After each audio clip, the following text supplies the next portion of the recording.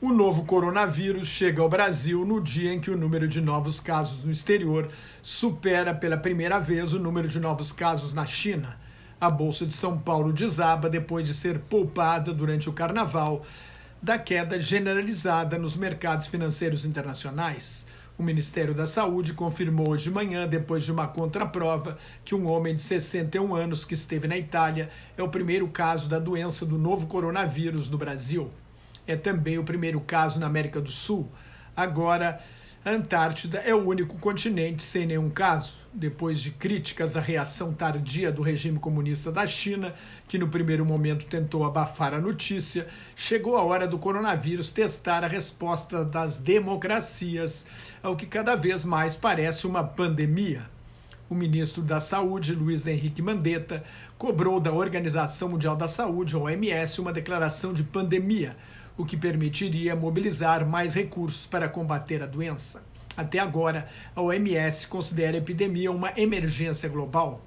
Com o aumento do número de casos na Coreia do Sul, na Itália e no Irã, desde segunda-feira, as principais bolsas de valores do mundo registram forte queda, temendo o impacto econômico da pandemia, que pode reduzir o consumo e os lucros das empresas. O índice Dow Jones, da Bolsa de Valores de Nova York, acumulou hoje perdas de 6% na semana. Já devolveu todos os ganhos do ano. A Bolsa de Valores de São Paulo, fechada durante o carnaval, reabriu e teve uma queda de 7%, a maior desde 17 de maio de 2016, quando uma gravação clandestina do empresário Joesley Batista desmascarou a corrupção do então presidente Michel Temer. O dólar fechou no valor recorde de R$ 4,44. Na China, o ditador Xi Jinping está sob pressão das empresas para levantar as restrições à produção e à movimentação de pessoas. A economia chinesa precisa voltar a funcionar.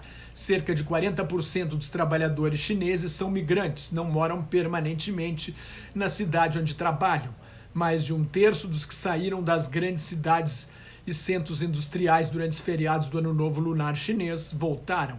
A esta altura, no ano passado, todos tinham voltado.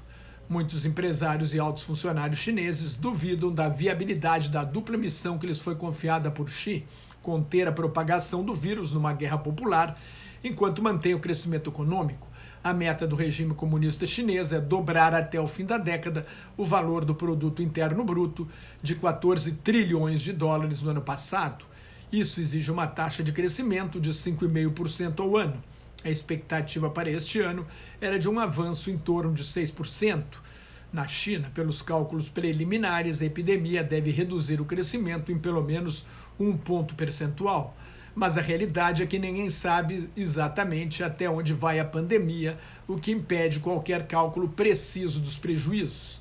Nos Estados Unidos, depois de mentir que a situação estava totalmente sob controle, o presidente Donald Trump indicou o vice-presidente Mike Pence para liderar a luta contra o novo coronavírus. Trump reagiu depois que Nancy Messonnier, alta funcionária do Centro de Controle de Doenças dos Estados Unidos, declarou que um surto do coronavírus no país é inevitável, é só uma questão de tempo. Ela não foi convidada para a reunião na Casa Branca. Até agora, há 60 casos confirmados nos Estados Unidos, sendo 45 de pessoas que estiveram em Wuhan, na China, foco do surto inicial, ou no navio de cruzeiro japonês. Como de costume, Trump acusou a imprensa de criar pânico entre as pessoas e no mercado financeiro. Numa contradição, responsabilizou os debates dos pré-candidatos à presidência dos Estados Unidos pelo Partido Democrata pela queda nas bolsas, alegando que tiveram um impacto maior do que o coronavírus, mais uma das milhares de mentiras do presidente americano. Os Estados Unidos suspenderam as manobras militares conjuntas com a Coreia do Sul, segundo o país com o maior número de casos, 1.595. A Arábia Saudita proibiu a entrada no país de turistas e dos peregrinos muçulmanos que visitam a cidade sagrada de Meca. Até a Olimpíada de Tóquio, marcada para começar em julho, pode ser cancelada ou adiada. O Comitê Olímpico Internacional deve reavaliar a situação em maio. O número total de casos no mundo inteiro chegou hoje a 81.260 em 45 países e 2 regiões administrativas semi-autônomas da China, com 2.770 mortes. sendo que 78.064 casos são na China continental, onde 2.075 pessoas morreram. Mais de 30 mil pessoas foram curadas, mas não existe tratamento de sucesso comprovado nem vacina. Agora que a doença chegou ao Brasil, é preciso tomar cuidados básicos de higiene, como lavar bem as mãos entre os dedos e até os punhos, com bastante sabão, e usar álcool gel como desinfetante. Se a mão começar a ficar grudenta com o álcool gel, é hora de lavar as mãos de novo.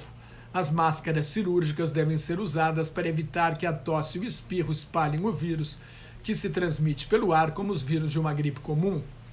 Para serem reutilizadas, as máscaras devem ser lavadas depois de 4 horas e desinfetadas com álcool ou então descartadas em sacos plásticos hermeticamente fechados. Não se devem compartilhar pratos, talheres, bebidas e cigarros. O tempo de incubação do vírus é de 3 a 7 dias, mas as autoridades estão mantendo casos suspeitos em quarentena por 14 dias para evitar qualquer risco. A chegada ao Brasil vai servir para ver como o vírus vai se comportar no clima tropical, se vai resistir ao calor, já que surgiu no inverno no hemisfério norte, ou se vai se tornar ainda pior. Alguns médicos dizem que a doença pode ser transmitida durante o período de incubação, antes de aparecer qualquer sintoma. Outros dizem que não. Mais notas e comentários sobre política internacional no meu blog Globalização em Crise, que está em nelsonfrancojobim.blogspot.com, no meu Twitter e no Facebook. Muito obrigado.